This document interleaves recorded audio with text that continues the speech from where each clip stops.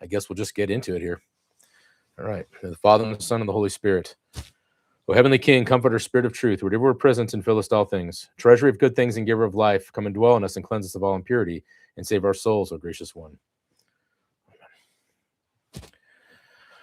Okay, well, good to see you, Jonah. All right, well, we have certainly had a crazy couple of weeks for anybody who's paying attention.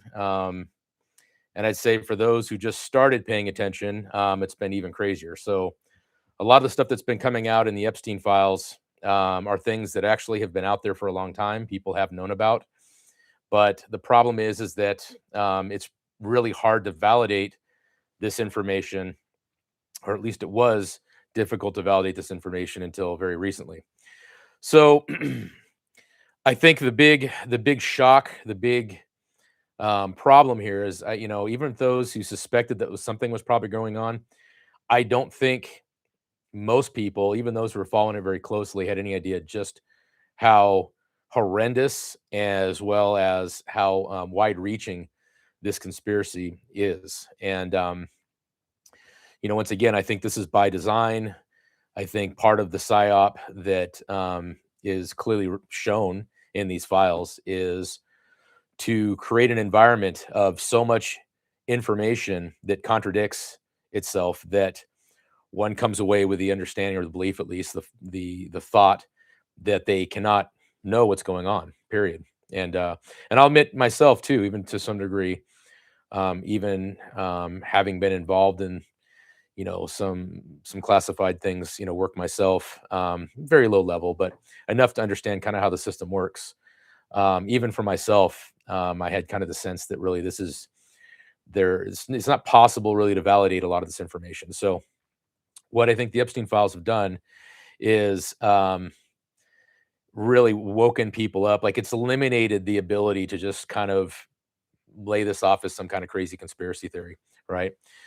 Yes, there's a conspiracy, but it's not a theory anymore. I think the evidence that has been put out there is sufficient now to move the dialogue past the reasonable doubt stage, just because of the scale, how much of it there is, how consistent it is. I'm a former cop, and in the law enforcement world, we have beyond a reasonable doubt at this point level of information. So if this were a case and people were going to go to jail, as they should, there would be more than enough information here to convict. Obviously, it is all allegations right now, but because, once again, of the scale, the consistency, and just how wide-reaching it is, I think it's pretty much fair to accept at least the basis of what's going on here as probably accurate. But this live stream isn't going to be about that. I just want to establish for my audience here where I stand on this. I don't think at this point we can ignore it as information that is set to confuse people. Remember, once again, the psyop, the greatest weapon that the intelligence agencies have is to sow truth with error, right? Is to present so much disinformation into the informational landscape that it's impossible to discern truth from error, right? So that's one of the greatest weapons that they have to work against us. And of course, one can argue if this is a good thing or a bad thing. I'm not saying that I think it's a good thing, of course, but I don't think anyone can really deny now that it's happening. It's the evidence is, like I say, it's clear. So moving into our response as Orthodox Christians, this is what I want to focus on today. What I'm about to say is probably going to deviate somewhat from my brother priests. And I want to be clear up front as a disclaimer that I'm not saying that I think they're right, that I'm right and they're wrong, or that I have any issues with what they're saying. Only that my approach to it, I think they've chosen to focus on maybe one particular element or another. I want to look at the full spectrum of responses and the whole picture here, the whole situation, and decide where on that spectrum that we should shake out as Orthodox Christians. This is the way I generally try to approach problems. I want to look at everything and then understand, understand what my lane is, right? What my left and right limits are, so that I have a better sense of where that royal path is. So in this case, I would say, uh, on a human level, there's no denying the tendency to want to just rage against what's going on. Okay, our our nature, and even our fallen nature, exacerbating this. Um, we want to see justice, and I think that in itself is not a problem. It's certainly legitimate to want to see not only justice, but of course to see a ceasing of this situation. Um, and let me respond here.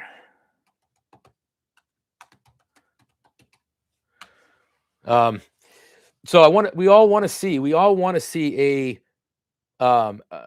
a turning, if you will, away from this incredible, I mean, i- incomprehensible level of evil that we're learning now is has consumed not just, small groups of individuals, but potentially the majority of our governments, across the world.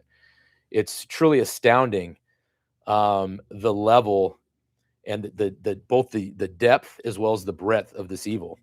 And as a normal human reaction, I think it's completely normal to be upset about this. I mean, I don't think we should pretend, we're not machines.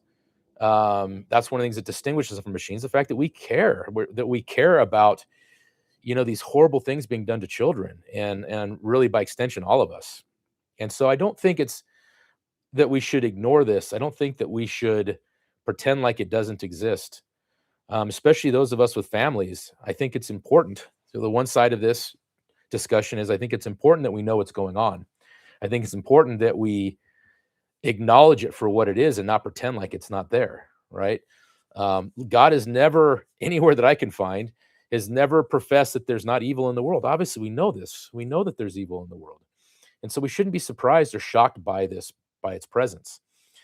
But we have the approach that we need to take to it is one that should remain, as far as possible, passionlessness, sinful passionlessness.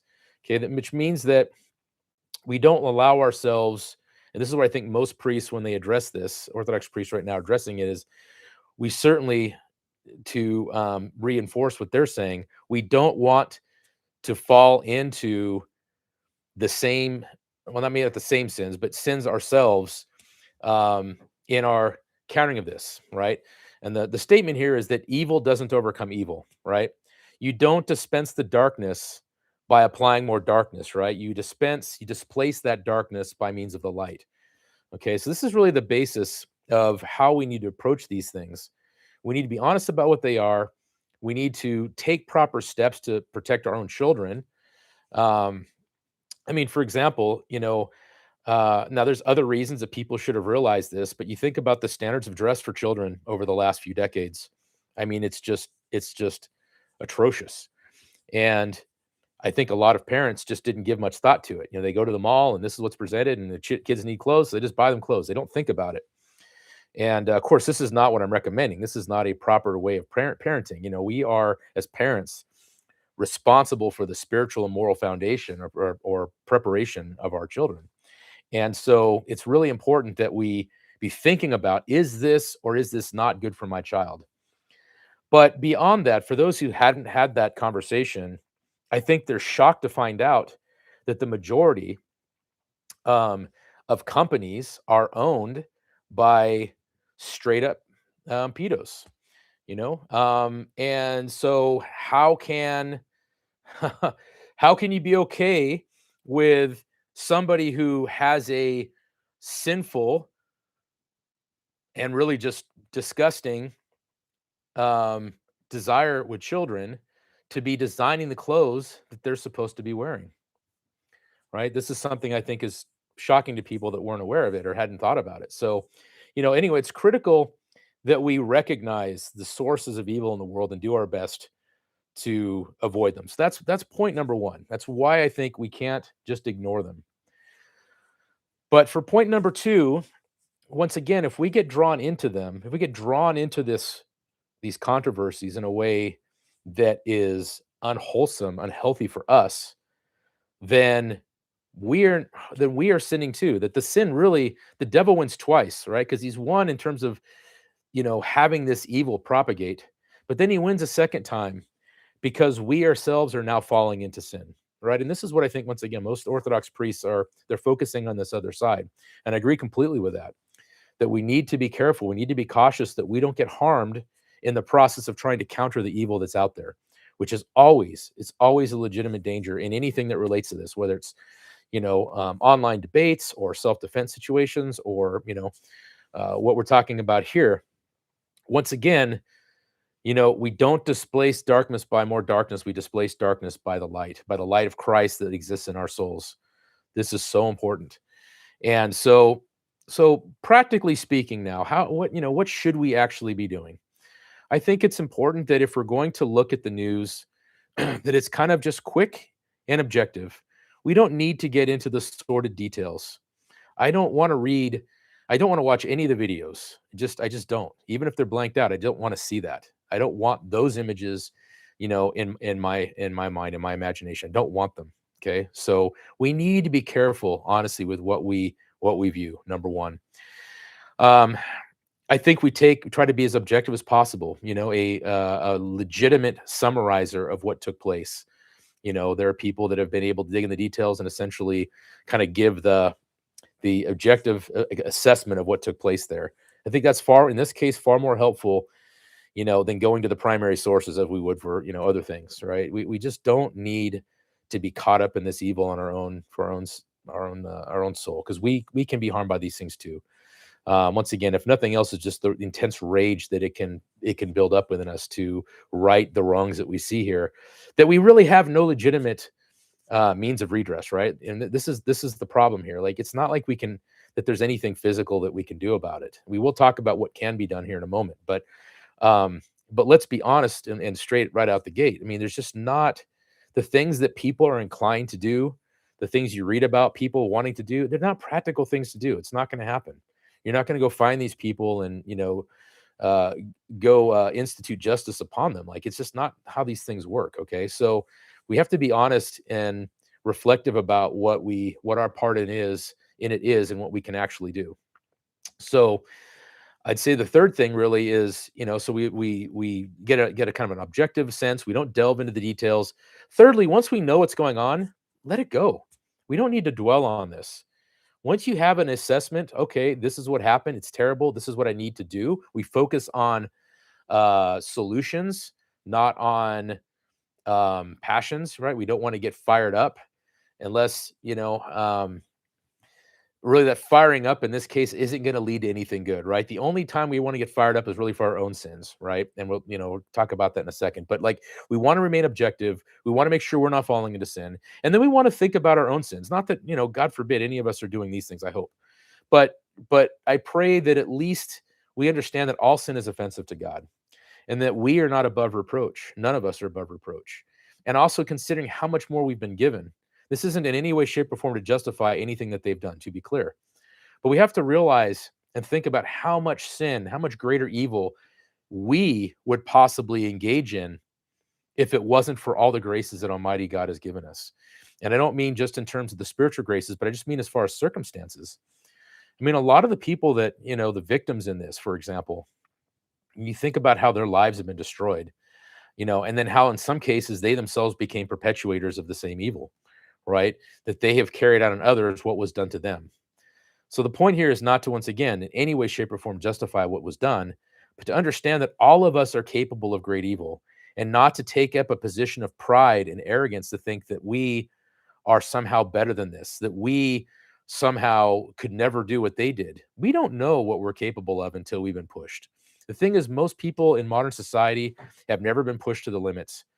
And I hope, that we never see that, but we might. We very well may see things. I mean, I've read the accounts, in the prisons, in the Romanian prisons, and people that did things, horrendous things that they never thought they would do.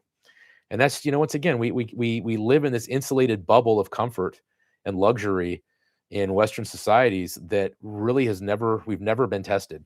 And so Don't take up such a position of arrogance to think that, oh, well, I would never do that. You don't know what you're capable of, okay, when pushed to it. So we hope and pray by God's grace that we would never stoop to that level or anything, even approximating it. But we can't take a position of arrogance. Okay. So just to recover the ground, so we want to make sure that we are just getting the highlights. We're not delving the details. We're not obsessing about them. We're realizing that we ourselves are a sinner, and that finally we're going to pray for the people that are involved. Right, all of them. Of course, the victims first, but even the others. Even the others that God's uh, mercy and justice, which if you understand these are related things, will be exercised, and we know they will in the end. Right, we know that they will in the end. We may not see those days in our life, but we know, on the day of judgment, all things will be made right. Okay, so like take solace in that. As horrendous as these things are, the vengeance of man worketh not the justice of God. Right. So we don't get to decide these things. We don't get to decide these things. Okay, God decides them. God is the master of reality, and remember that God is capable of bringing good out of any evil, including ones that are this horrendous. We hear stories, of horrendous things that are done to people, and by God's grace, they're able to work through it and then be a huge help to others that have maybe suffered in a similar way, right? So that's what we take from that. So the next question is, well, what can we actually do for those of us who are fired up about this and want to see something be done? What can we actually do? Well, as I already kind of bridged into this, we can pray. What But as far as actions, in addition to that, of course, and prayer is the greatest action, right? Just to be clear about this. But as far as what people tend to think of practically, steps that we can do, we need to obviously, in general, the strategy is starving the beast. I mean, this is what we have to always do. Starve the beast. Don't participate to whatever degree it's possible in your circumstances, and not participate in these things. Obviously, don't buy clothes for your children from these companies that just want to sexualize them, right? Absolutely be on guard against these things. Figure out who the players are and don't give money to them, right? To whatever degree this is possible. I know sometimes it's hard because honestly, the deeper you go down these rabbit holes, the more you realize that kind of everybody's a part of it. And at a certain point we still have to live to. So, you do the best you can, but to the greater degree that we can develop our own economies, we can produce our own products. I really think there needs to become a worldwide movement within, orthodoxy, of course, especially, but really everyone who's opposed to this, which is a very large percentage of the population. I don't know exactly, may not know if anybody does, but I think it's pretty sizable.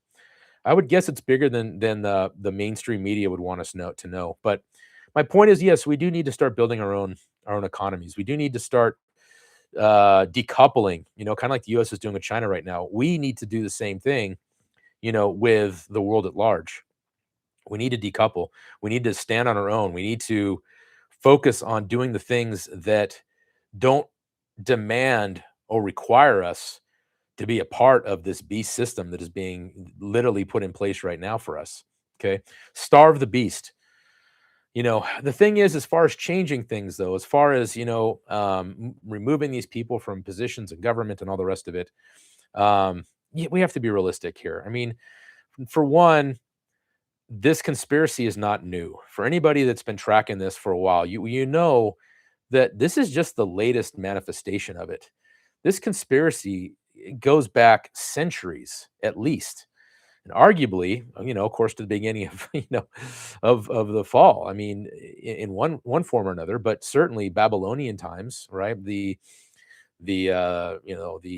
Freemasonic, all the different organizations that are connected to that, and the Illuminati, and all of them claim a connection back to Babylon. Now, I mean, what that really is, I guess, is arguable, but nevertheless, they draw inspiration from that, right? They draw inspiration from those times and the mysticism, and but let's be clear: Freemasonry, the Illuminati, Zionism, these are not new things at all.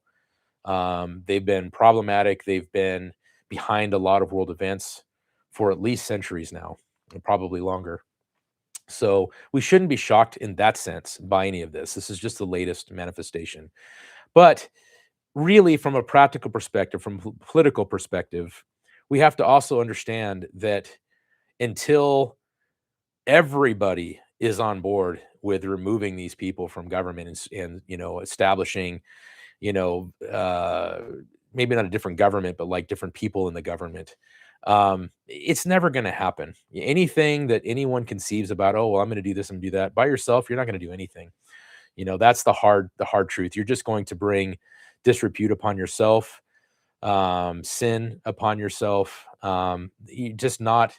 I understand, being a man myself and wanting to do something. I understand the temptation there, but understand that it's just not in that domain. It's not a battle you can win. The only way we win is, like I say, decoupling, doing our own things, not patronizing. Speak out against it for sure. We need to speak out against it. Um, these are all things that are things we can and should do. And sure, if the time ever came where there was a large enough percentage, large enough portion of the population that was in a position to actually change this problem, absolutely, we should support that. But that's just not the case. I mean, let's face it. I mean, there's obviously a good number of people that are disgusted by this and want to see change, but what about the other side? Look at how many people don't care. Look how many people are just focused on one small aspect of it or another. Like, it has to be a something that goes beyond left or right. I mean, this has to be something that the majority of the country as a whole is opposed to. And of course it should be. Any reasonable, decent, normal, reason, like moral human being should be opposed to this. But sadly, we have decades now, really even longer than that, but decades now of social conditioning. And that's, of course, one of the shocking elements of this is that now you're seeing exactly what's going on. And just as just one example, Ghislaine Maxwell's father, for those who don't know, Robert Maxwell, was most certainly Mossad. And but more to the point is he was the one responsible for Macmillan Press for all of our textbooks. All of our textbooks were produced by somebody who was, it's speculated maybe he was both Israeli and American intelligence. Either way, he's an intelligence asset for a foreign nation. And this is what formed me. This is my generation and probably previous to mine that got formed in this, right? 60s, 70s, 80s. So this has been going on for a very long time. It just takes time. It takes generations for the problem to compound to the point that we're at now. And so we have to realize that something that has been built up over that long is not likely to change unless um, there is a catalyst, if you will, that just makes it change. And that's something that everyone will identify, will understand at the time that it happens. And it's just not there now. So anyway, put away any fantasies, which we shouldn't be fantasizing anyway about any of this. Like, we have to focus on what we can do in our life, protect our children. Once again, decouple from this economy as much as possible. Grow your own food if you can. Move to the country. Like, all these things you should do if you can. And I understand not everybody's situation will allow that, but if it's possible, even if it takes a while, a couple of years to move to that, you should. That's what it was for my family. We lived out in the woods. We always wanted to raise our children in the country, and then found myself in a situation where I needed to move to the city. And we did that for a few years, and now I've been working towards that. I'm able to live in the country again. So by God's grace, I'm thankful for that. So anyway, so this is kind of in a nutshell. I don't want to go on too long. I'm already at almost a half an hour. I also want to talk about the future of the channel because it kind of ties into some of this. But I just want to make sure that in all things, just to summarize, we want to do what we can in the practical domain as well as the spiritual. But what we never want to do is to allow ourselves to be harmed, okay, spiritually by these things. Because once again, then the devil wins twice, right? If we fly into a rage, if we hold hatred in our heart, if we seek our enemy's destruction, right, and on our own, like us affecting that destruction, not God, doing what he needs to do to affect justice, but for us to curse these people, harms us. It doesn't harm them; it only harms us. Just remember that with any anger, hatred, unjust, right? And I realize there's a certain degree of just indignation here, right? Righteous indignation. I get that, but most of the time, most people are not mature enough to exercise that in a way that's not spiritually harmful for them. So just bear that in mind. So the last piece I'll mention on this is part of it is your maturity, right? Part of it is what you can do. If you're not able to look at these things objectively, remain cold in the sense of like not, getting your passions inflamed by it, right? Passionless, as the fathers would say. If you're not able to do that, then maybe it is better for you just to not delve into it at all, especially if you don't have children, you don't have a family yet. Okay, you'll hear enough about it probably. Now it's such a part of the culture that probably you'll hear about it anyway, and know that it's probably true. Like I say, there's a preponderance of evidence at this point that makes it pretty difficult to deny. But nevertheless, our response has to be limited. Okay, any questions on that before I move on to the next piece? Once again, I don't like to just dwell on things too much. I like to just get down to business and address it. I do think we can know what's going on, but we need to be careful how we approach in our own soul. So, if there are no questions, um, I'd like to launch into briefly here what I'm planning to do on the channel as a whole. So the channel currently, as you know, is called Truth in Practice, and the reason for that is because I don't believe that you can separate those things. Right? One of the problems that I see with YouTube right now, and really just the culture as a whole, it's not a YouTube problem as much as it's a cultural problem, is that people are interested in solutions disconnected from the principles that make those solutions work. Now, it's kind of a complicated way of saying that, but what I'm getting at is when people come to YouTube or they come to a book in a bookstore, they just want like that problem answered. Okay. I struggle with anger. Okay. What are the 5 steps I can do to overcome anger? Right. The problem is, and the reason that I have not up to now made videos like that for the most part is because I think it denies a fundamental truth, which is that the how is inextricably linked to the what and the why. Okay. So if I just try to give 5 steps, they might help a little bit for sure. Okay. I'm not saying there's no benefits there, but what I would say is that you're not going to get true healing because these problems, anger, lust, all the other things that people struggle with, they're not simple problems. They're problems, they deal with our sickness, right? They're related to our sickness. And when people provide, okay, well, just do this thing or do that thing, once again, they can help. Obviously, the church, offers things for our benefit, like the fasting that we're getting ready to do, heading into Great Lent here. Of course, that's helpful, and we should do that. But we have to also understand that it isn't only that, right? It's not mutually exclusive to other things. Of course, we need to increase our prayer life, all the things that we know as Orthodox Christians, but there are other things that maybe we don't realize.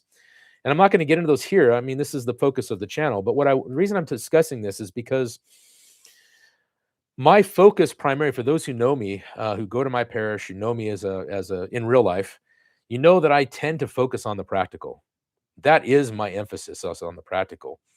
But once again, I understand the practical can't be disassociated or disconnected from the principle, right? The principle determines the practical. That's how it actually works.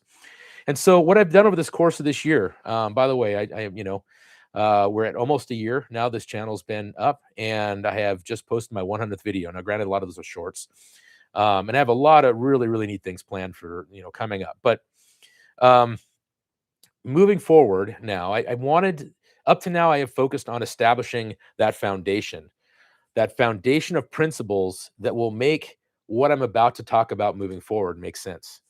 I am going to shift the emphasis to the channel now to much more practical things, the things that you've been asking for and I've wanted to give you, but haven't felt like I could give that to you yet because I hadn't established a proper foundation, right? A proper base.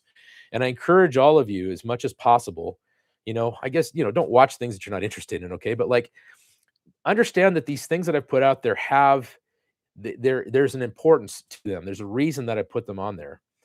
And for example, my series on the nature of truth, I've been kind of astounded, honestly, because the world has changed so much since I was where most of you were. And when I say most of you, what I mean is age-wise. When I had my revelation, most of our audience is in the 18 to 25, maybe 20 to 30 age range. When I was at that part of my life, the concept of truth was very much debated. It was very important and very much debated. And now we are, 25 years later, and that's just no longer the case. Really one generation, it's been pretty much, 1 or 2 generations, it's been pretty much eradicated. So that's wild in its own for its own right. But the importance never ceased to be. It's always remained important. It's just people were conditioned to no longer think of it as important. So the video quality, that's not great. There's some of the first videos I did. Of course, I'm learning too, but the content I think is helpful. And I would suggest you go because it really provides, once again, the intellectual and even the moral framework for a lot of what I'm about to discuss moving forward. And I will link back as I can. I'll put cards on the video, so link back to those where I think of it. But my point here, as far as moving forward, just to get back on, like the future now and explaining the past, is I'm going to shift now to a practical emphasis. I feel like I've done what I needed to do there. I've got one more video that I'm going to release to finish the Truth and Practice series, and then I'm going to move into we'll just call it the Orthodoxy in the Trenches era. I have not yet decided if I should change the channel name itself or just have that be the next series. Please respond if you could and let me know what you think would be preferable there. I think that's either way, it's fine. We're going to take up the issue of the passions and the virtues a lot more. We're going to offer practical advice, but practical advice within the framework of spiritual healing, because that's the only way lasting solutions are affected. Right? This is the key point. Lasting solutions can only be affected by a holistic approach to these problems, not just these 5 steps or 12 steps or 7 steps. It doesn't matter. Like, those things are helpful only to a certain degree. If you really want to solve these problems, if you really want to grow past these conditions, right, to conquer the passions, there's a lot more required, and that's what this channel ultimately is going to focus on. I've always intended for it to do that. Now I'm at the place where I feel like I can effectively do that, by God's grace. So that's what we'll focus on. Now, the next change is, I'm going to be doing as much as I can, more dynamic videos like the last one. They may not be quite as heavily produced as that, because I did have help with that one, and I'm not sure I'll always be able to have that help, but I do want to have I want to make the go more dynamic with these moving forward, and more less scripted and more just off the cuff. I think for those kinds of things, it's probably more helpful. And I want to listen more to you. I'm gonna niche down. I realize in this channel, apart from a YouTube perspective, for those who don't understand how YouTube works, one of the things that's limited my channel is because I've covered so many different topics. YouTube does not like that. YouTube punishes that in the algorithm because it wants to get a very narrow, specific audience. And I knew this going into it. And once again, I've been, willing to overlook that, to sacrifice views or whatever for the sake of establishing what it says this catalog of principles that I think are necessary to help future content be fully appreciated and understood. So but I'm going to niche down now. I'm going to focus on counseling related stuff. As you know, I have a website. I have an online ministry, which is really how I'm hoping to be able to support my family in this. I don't really make any money on YouTube. Even the ads, it's very small. You have to get to a very large channel size before it makes sense. And, this is for what I am. I don't ever really anticipate that happening. If it happened, great, but I'm not going to build my strategy around that. I have a website, technologyofvirtue.com. And that's where I do, I have online courses that I'm getting set up. I do personal counseling there, doing some ebooks.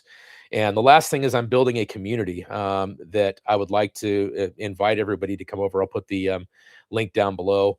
I encourage you to join that community if you can, because what I'm going to try to do, we'll see how it works out, is to have community discussions there that you can essentially interact with me directly, not just in a little chat box, but we can actually have almost like a Zoom call there on the website. And then I'm going to see how it goes to record those possibly, and then post them up a few days later up on YouTube. So at least for the first few ones, we'll see how it goes. You have to consent to be, being put in public on that.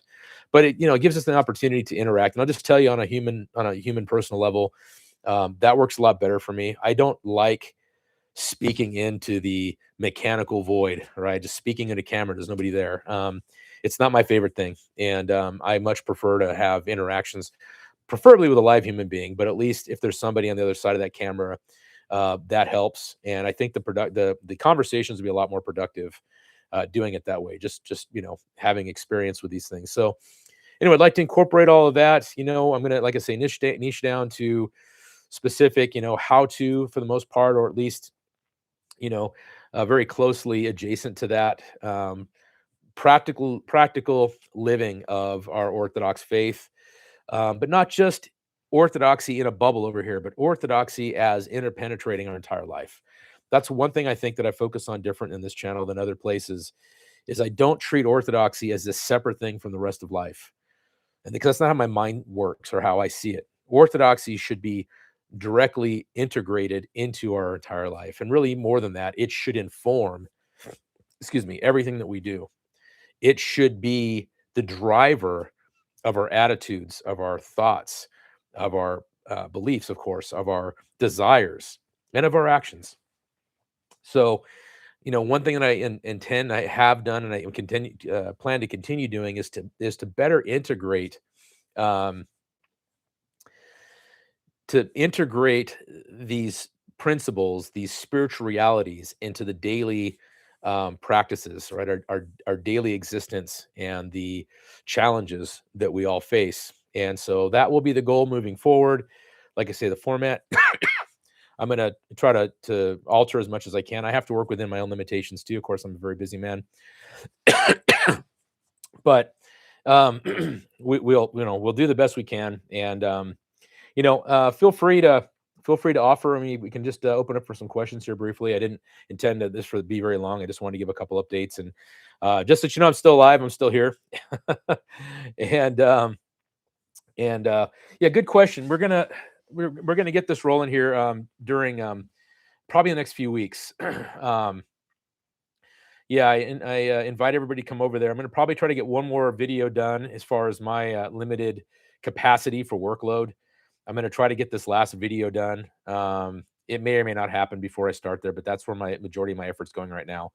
It's gonna be an important one. It's gonna be wrapping up the entire series, so I want it to be really good.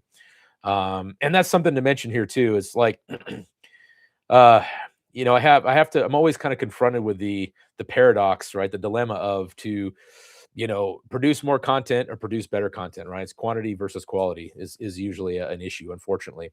And so go early on, I focused more on the quantity because I just understood that it's necessary to get out there and to get practice and to learn what I'm doing. And not to say I won't ever make any more mistakes, but the point is that now I have a better sense of it, and I'm going to focus more on the quality, which means that I won't be posting things as regularly now. But at least as far as the long form, the shorts are easy because I'm just clipping from my long form videos. But anyway, I will. I'm trying to produce higher quality content now. It takes more time, and but I'm planning to hopefully start here in the next few weeks and answer that question. Let's see here. Channel name. Okay, yeah, I have one. Update the channel name. Okay, all right. So we have one for changing it to Orthodox in the trenches. Yeah, yeah, I understand. Yes. Yeah, we have to. Yeah, I appreciate that, Kate. Um, I know it's incredibly. Um, yeah, it's and this is kind of just I'm gonna take up this point there for Kate real quick.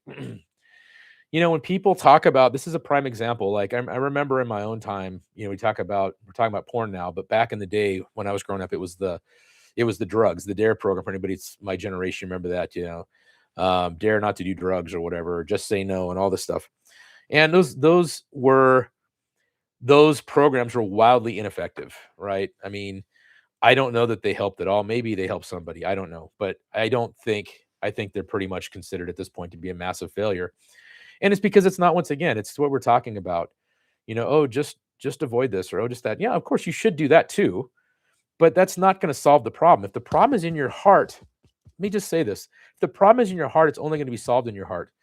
And this is the issue. The predators and everything, they don't want healing. Like this is why this is such a discouraging, if you will. Honestly, it's a discouraging situation because we're not going to reach them by um peaceful dialogue or like convincing them that what they're doing is wrong. They know in their soul what they're doing is wrong.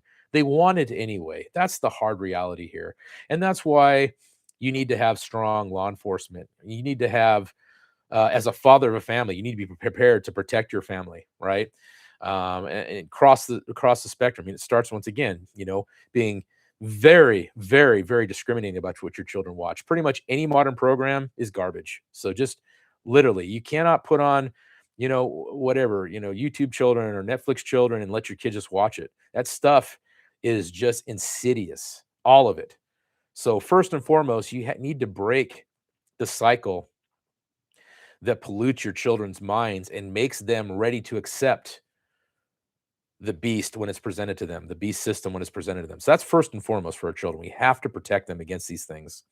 We have to protect them by, yeah, I mean, what schools we put them in and how we, keep an eye. I'm not talking about being a helicopter parent here, but I am talking about reasonable precautions to maintain the safety of your children. We homeschool our children for a number of reasons, but one of them is because we don't trust the schools. We don't trust what happens in the schools. The public school system believes that they own your children. That they have a greater right over your children than you do as a parent, which is total insanity. And I cannot get on board with that at all. And if they think that, well, that also means why, especially in certain states, they can trans your kid without even your permission or knowledge or consent. So I mean, it's crazy how all of this is a point that we've come to. But yeah, they're clueless or naive, and that's clergy, can hopefully make a difference, right? This is something we can do. We can educate, and in my own parish, certainly we do that, and I plan to do some videos on this too. Like I said, this is going to be the new emphasis. We're going to move into the practical realm, and I plan to, like I say, spend time on these things. But nevertheless, I mean, one priest making a video about something isn't going to change, right? It's not going to change the problem. Unfortunately, the hard reality is the problem is just well beyond us. And until there's a universal consensus, right? That's really what's going to take for have real change in society is a universal consensus that just says no, right? Like people come to that conclusion on their own, not because they see a commercial with some egg in a pan frying it, and this is your brain on drugs, right? No, but because they literally experience it. They've had this revelation, this epiphany themselves, and they reject it. Most of the people that come to our parish, most of the catechumens that we receive, I think this is why they're here. These young men and women, these Gen Z people primarily, um, they have been sold a bill of goods, and it's the one. I mean, they've never experienced the truth in society, or even a modicum, very very little of the good of what America used to have. I mean, America's always had problems, but you've seen other videos. It used to be a lot better than it is now. It was a lot closer to the good than it is now. For those generations of people that have never experienced that, I find it truly a miracle that they're able, and it is just a miracle of grace, that they're able to come to our churches to find holy orthodoxy. and to and part of what I in each case what I hear is it's just they come to a place where they see that their entire life has been a lie and they want the truth. They want the truth. And that's what we as Orthodox Christians, right? The Holy Orthodox Church can provide them because we've received it through revelation. We received it from Almighty God. And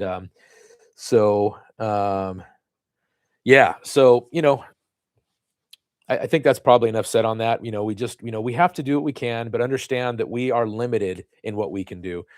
And society ultimately has already fallen. It's the damage has been done, and a very large portion of the population is on board with the evil. Like that's just the sad reality that we're working with. And in time, prayer, us living the life that we were supposed to, and then maybe some circumstances that come up. Who knows what the future holds? It absolutely could turn around. Something could happen. We could undergo a great calamity that would force people out of their stupor and force them to see things as they are. And we could actually have a great, conversion, a mass conversion of the society as a whole. That's absolutely possible. And I'm sure many of you are familiar with that prophecy from St. Paisius that America will one day be holy. Um, so, nobody knows what that really means specifically, but, we trust, the saints and hope that, that we'll see this in our time. But, ultimately it's just God's knowledge. God knows. And we just do what we can to support the movement of grace within society while focusing on what we can do, not what we would like to do. Right. That's another thing. Where the principle can obscure the practical, right? When we have this idea, these grand notions, these grand ideals, oh, we should do this and do that. Well, it's better that you actually do something helpful than dream about something that you're never going to actually accomplish, right? That's another aspect I should mention here.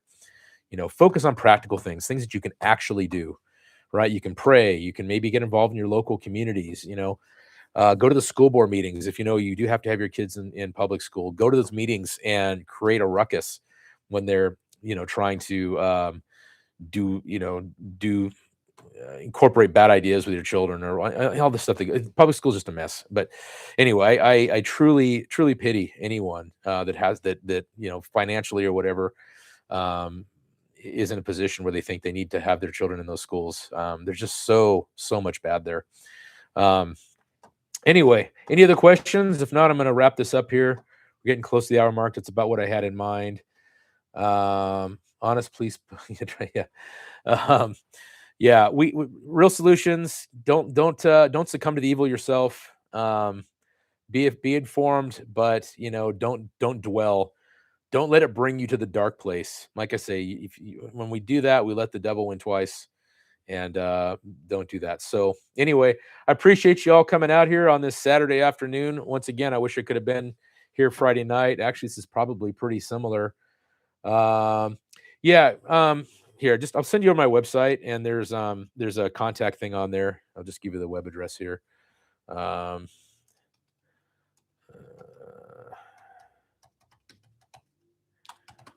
It's kind of a long thing, but really my channel, what my channel really is focused on at this point is virtue. It's focused on virtue because virtue is what is virtue is the way we live orthodoxy, right? If you watch the video I just put out there on the subject, I've actually done a couple of them now.